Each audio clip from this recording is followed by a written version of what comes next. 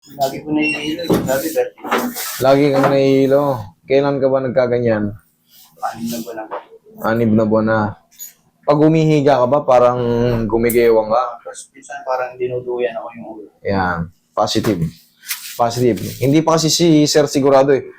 May anong kaso, parang kung palaging nahihilo, parang tawag nila, parang vertigo. Sa assessment pa lang, malalaman mo, makukumpare mo na kagad kung vertigo. Ngayon, pagka humihiga ka pang patagilid sa kaliwa or kanan, saan ka mas, kaliwa, kanan? Ano kanan? Kanan ka? Okay. Sige. Yung iba kasi, madalas mas majority kaliwa. Pero kung ikaw kanan, walang problema. Dito lang din yan, yung mga artery dyan. Pero kaya natin palalayasin natin yan. 6 months ka na ganyan. Minsan ba nasusuka ka? Hindi. Parang gumigewang lang. Kahit maligo hindi makaligo pag parang nagagalaw yung ulo ko. Parang Nahihilo ka. Kahit maligo. Okay. Shower. Shower na lang. Pwede naman na ma-improvise sa shower. Bumili kayo nung sa bidet, yung parang bidet. Kabitan nyo, palitan nyo yung ulo ng bidet. Yung ano ng shower. mga ganun lagi yung minsan yung ulo ko. Parang Naapektuhan ka agad kahit simpleng pag-angat-angat na. Nahihilo ka. Palagi ka bang puyat? dati po. Yan. Ngayon, ito lang naman ang binibilin ko dyan eh. Kaya kong tanggalin to. Pero syempre, sundin nyo muna ako. Pagka kayo ay may vertigo or nagpapatreat kayo ng vertigo, bawasan nyo muna kahit mga 1 linggo yung pagpupuyat. Okay? Bumawi. Kunyari, natutulog kayo ng alas 11, alas 12. Huwag kayong gumising naman ng mga alas 4. Huwag kayong gumising ng ganyan. Habaan nyo ng konti, gumising kayo ng alas 8. Pero kung natutulog naman kayo ng mga alas 10, pwede kayo magising ng mga 6. 5, pwede yan. Kung sadyang ang trabaho nyo ay call center, palaging puyat, di maiwasan. Sa umaga naman, bumawi kayo ng tulog. Pero magkaiba, sabi nga ng doktor, magkaiba pala yung tulog sa umaga, tulog sa gabi. Mas bumababa ang lifespan natin pag palagi tayong puyat. Dito naman, pag nagpapatreat ng kasi tandaan nyo, ang pakiramdam ng palaging puyat. Anong pakiramdam ng palaging puyat? Para ka ring lutang, para ka ring hilo. Ganon. Kaya ngayon, magbabawi tayo ng kahit paano. Kahit mga 1 linggo lang, higa kang patagilid. Para hindi lang mag-retrigger.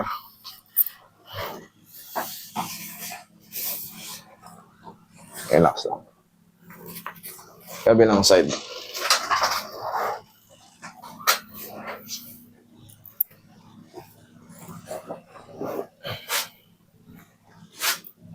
Tsaka pag magliligo kayo, basahin nyo muna yung paa nyo. Baka nasasabayan din ng mga high blood. Ha? Dapa. Pag maliligo kayo, lalo pagka kayo ay may lahing mga ganon, mga high blood, ha? Ito, lahat tip to ng mga medical expert. Pag maliligo, basahin muna yung lower extremities. Huwag yung diretso agad sa ulo. Baka akala nyo, vertigo pa yun. Yung pala, inaatake na kayo. Healthy tips yun. Healthy tips para sa lahat. Okay ka lang dyan? Okay. Hindi ka nahihilo? Okay. Sabihin mo lang pag papaupuin kita. Pero kung hindi, tuloy ang karate.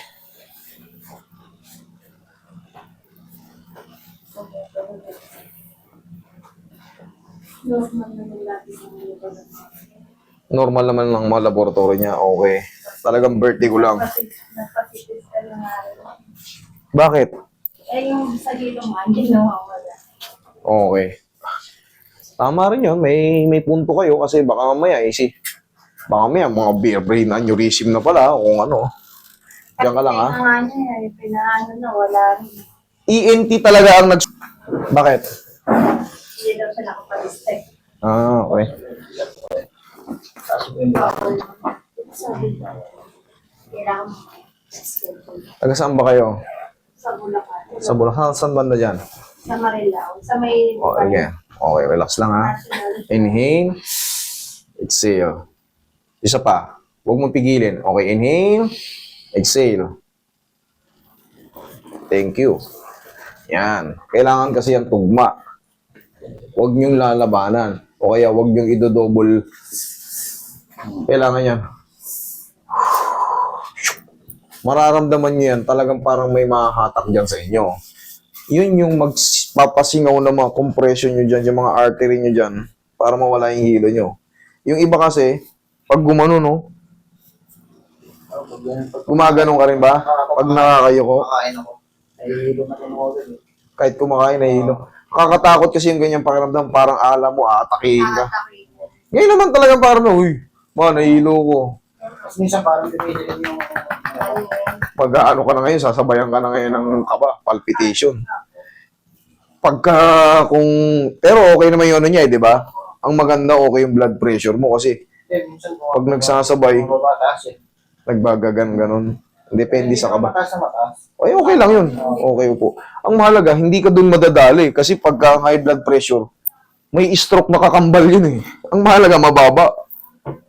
Kung kabahan ka man, wala kang dapat ikatakot sa stroke kasi maganda yung blood pressure mo eh.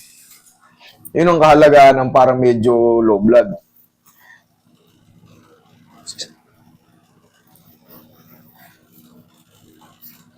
Kanina ka pa ba mainit?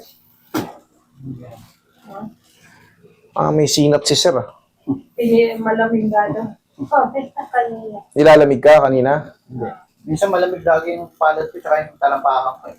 Dapat pala, huwag mo na siya mag-drive sa akin. Hindi ka yung nag-drive. Hindi na ako makapag-drive na ngayon eh. Pahinga ka lang mga 3 to 4 days. Oo. Makakapag-drive ka na yan, pwede ka na yan. Hindi, ngayon pa lang, pwede naman kasi siyempre, kaka-adjust lang nito eh.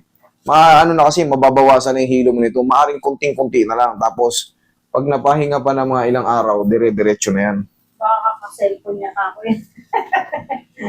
Huwag mo muna palang kaya may cellphone, dut eh.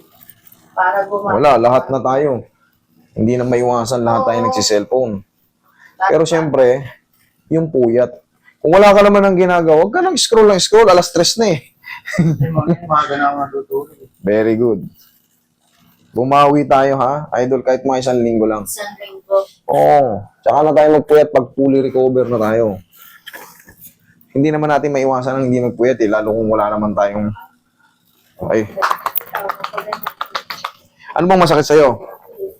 Wala, mabigat lang minsan yung ulo niya, laging mabigat. O, i-reset kita kasi pagbibigyan ko medyo malayo yung lugar nyo. Oh, ayaw mo. Pero sa susunod, Sabay kami ni Manu.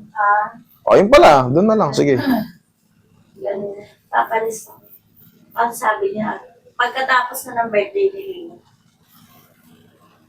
Pero to kasi mas maganda to, mas ma-appreciate nyo to talaga. Katulad nito, ma-appreciate nyo yung combo na to kasi meron talaga siyang dinaramdam. Higa ka sir, biglang tayo, tapos upo, tignan mo kung ano yung... No. No. Parang nahihilip pa rin. Hindi na. Para mabigat pa lang. Mabigat lang. Parang mabigat lang pero wala nang hilo. Pahinga na lang yan. Kumbaga, ang vertigo kasi, once na umupo ka, biglang tayo. Oo, yun. Wala na. Alam niyo yan, may mga vertigo. Pero kung medyo mabigat na lang, parang may sinat si sir eh. Oh. Hawakan mo si sir, parang mainit oh. Ito dito, ganito mo. Oh, malamig ka. Oo. Hindi, yung nararamdaman mo sir, ang mahalaga, wala na yung hilo. Pahinga mo lang yan, tapos, syempre, kumain na maayos. Kung may binigay sa yung gamot, sa tulong ko, sa tulong nila, inumin mo yan kahit mga 2 beses lang. Tapos, dire-diretso na yan. Pagka naobserbahan mo, master, 1 linggo na, pero mayroon pang natirang konti, bumalik ka. Pero kung wala na, huwag ka nang bumalik. Okay? Pero sa tingin ko, 1 shot lang to. Okay? Sige, thank you. Thank you.